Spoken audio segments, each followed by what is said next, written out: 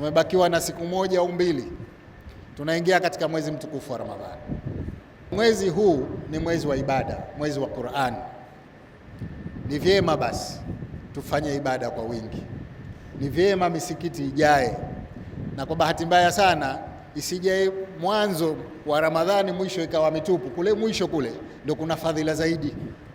Tukumbushane hilo, kwamba tukiingia katika mwezi mtukufu wa Ramadhani mpaka siku ya mwisho tubaki kwenye misikiti tunafanya ibada.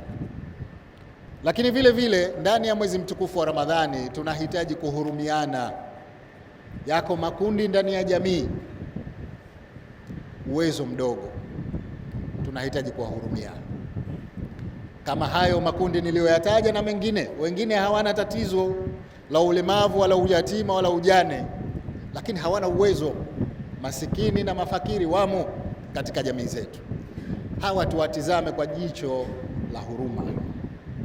Ni waombe wafanya biashara, kipindi hichi si cha kupandisha bei za bidhaa. Kipindi hichi ni cha kushusha bei katika kuwahurumia wasiokuwa na uwezo. Kwa hivyo katika hili tuendelee kukumbushana, bei za bidhaa zisipande kwa sababu tu ati Ramadhani imeingia. Hiyo itakuwa ni kwenda kinyume na maagizo ya Mola wetu.